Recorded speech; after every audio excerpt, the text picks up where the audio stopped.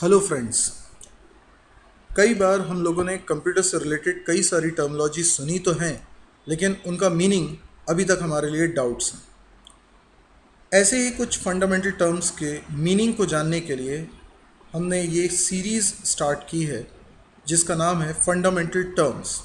हम इसका ये पार्ट 1 देख रहे हैं। इस तरह के क्लासेस आप लोगों के लिए इम्पॉर्टेंट होंगी यदि आप कैंपस रिक्रूटमेंट की तैयारी कर रहे हैं या अपना नॉलेज बढ़ाना चाहते हैं। तो आज का टॉपिक है कंपाइलर वर्सेस इंटरप्रेटर।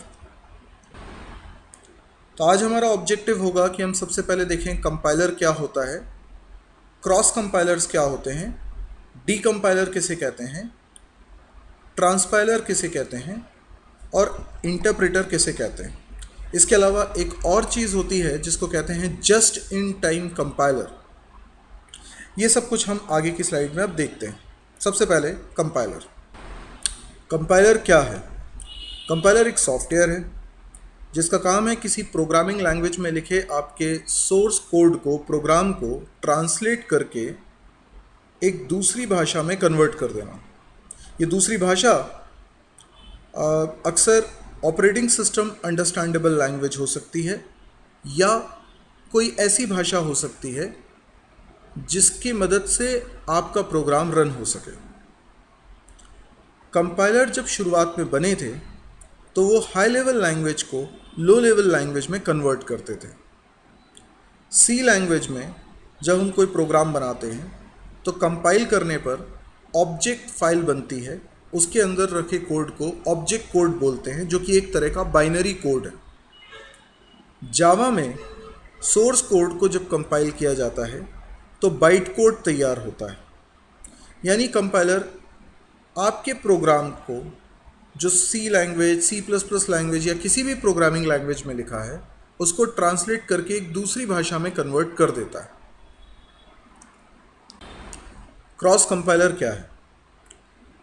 आप जब कोई सॉफ्टवेयर बनाते हैं सबसे पहले किसी प्रोग्रामिंग लैंग्वेज में प्रोग्रामिंग करते हैं जिसको हम सोर्स कोड बोल रहे हैं। आपके कंप्यूटर में कोई पर्टिकुलर ऑपरेटिंग सिस्टम इंस्टॉल्ड है, कोई पर्टिकुलर सीपीयू है। अब आपने क्रॉस कंपाइलर की मदद से अपने प्रोग्राम को जब कंपाइल किया तो ये जिस भाषा में कन्वर्ट हुआ, ये भाषा एक दूसरे ऑपरेटिंग सिस्टम के समझने लायक होगी। इसका मतलब आपने बनाया अपने कंप्यूटर पे है, प्रोग्राम को कंपाइल अपने कंप्यूटर पे किया है, पर वो चलेगा दूसरे ऑपरेटिंग सिस्टम वाले कंप्यूटर पे। ऐसे कंपाइलर्स जो दूसरे ऑपरेटिंग सिस्टम के हिसाब से आपके प्रोग्राम को कन्वर्ट करते हैं उनको बोलते हैं क्रॉस कंपाइलर। यदि कंपाइलर का काम है हाई लेवल लैंग्वेज से लो लेवल लैंग्वेज में कन्वर्ट करना, तो डी कंपाइलर का काम इसका जस्ट रिवर्स है, यानी लो लेवल लैंग्वेज को हाई लेवल लैंग्वेज में कन्वर्ट करना। That is called decompiler, opposite of compiler. Transpiler. Transpiler क्या है? जो एक सोर्स लैंग्वेज से दूसरी सोर्स लैंग्वेज में कन्वर्ट करे। यानी यहाँ हाई लेवल लैंग्वेज लो लेवल लैंग्वेज में कन्वर्ट नहीं हो रही है, बल्कि हाई लेवल लैंग्वेज का कोड हाई लेवल लैंग्वेज में ही कन्वर्ट हो रहा है। इंटरप्रेटर। अक्सर कैंपस के हिसाब से भी ये बात इंपॉर्टेंट है कि कंपाइलर और इंटरप्रेटर में क्या फ़र्क है। जब हम कंपाइल करते हैं प्रोग्राम को कंपाइलर की मदद से तो वो एक नई फाइल बनाता है और आपके कोड को ट्रांसलेट करके एक दूसरी भाषा में कन्वर्ट कर देता है। ये जो नई फाइल है बाद में इसका एग्जीक्यूशन के लिए हम यूज़ करेंगे। इंटरप्रेटर का काम थोड़ा सा अलग है।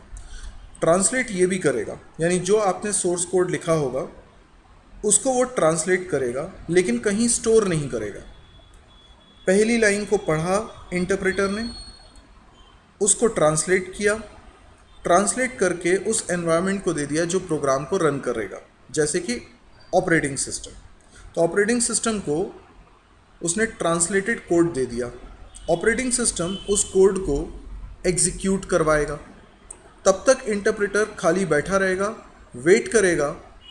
जैसे ही ऑपरेटिंग सिस्टम उस लाइन को एग्जीक्यूट कर देता है, इंटरप्रेटर अब दूसरी लाइन पढ़ेगा, उसको कन्वर्ट करेगा और ऑपरेटिंग सिस्टम को देगा।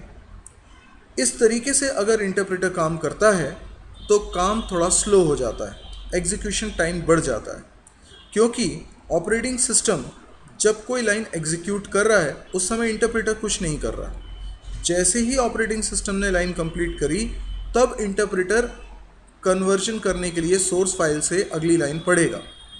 उस दौरान ऑपरेटिंग सिस्टम कुछ एग्जीक्यूट नहीं कर रहा है, तो इससे आपका प्रोग्राम स्लो एग्जीक्यूट होता है एज़ कंपेयर टू अगर कंपाइल्ड प्रोग्राम होता। इंटरप्रेटर कोई फाइल नहीं बना रहा है, वो सीधे ट्रांसलेट करवा रहा है, एग्जीक्यूट करवा रहा है। एक और चीज़ होती है जस्ट इन टाइम कंपाइलर। ये इंटरप्रेटर और कंपाइलर के बीच की चीज़ है। जावा और डॉटनेट में इसका इस्तेमाल होता है।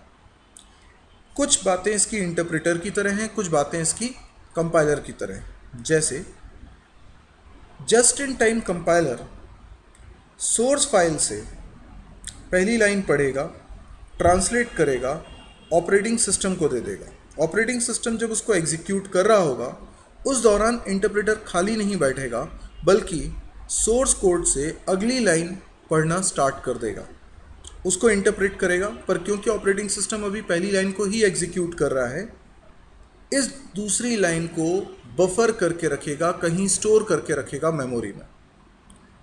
इंटरप्रेटर रुकेगा नहीं, वो तीसरी लाइन भी रीड करेगा, ट्रांसलेट करेगा। जब ऑपरेटिंग सिस्टम पहली लाइन एग्जीक्यूट करना फिनिश कर देगा तो इंटरप्रेटर, क्योंकि ऑलरेडी आगे की लाइंस को कन्वर्ट कर चुका है और उसने मेमोरी में स्टोर की थी, तो वो ऑपरेटिंग सिस्टम को अवेलेबल करा देगा। इससे प्रोग्राम का एग्जीक्यूशन स्पीड इंटरप्रेटर की तुलना में थोड़ा सा बढ़ जाएगा, क्योंकि यहाँ पर लाइन बाय लाइन इंटरप्रिटेशन हो रहा है। इसलिए जस्ट इन टाइम कंपाइलर कुछ हद तक इंटरप्रेटर की तरह है, लेकिन वो रुकता नहीं है और वो लाइंस को ट्रांसलेट करके बफर करता जाता है, स्टोर करता जाता है। तो ये कुछ हद तक कंपाइलर की तरह भी काम कर रहा है, इसलिए ये दोनों का मिक्सचर है।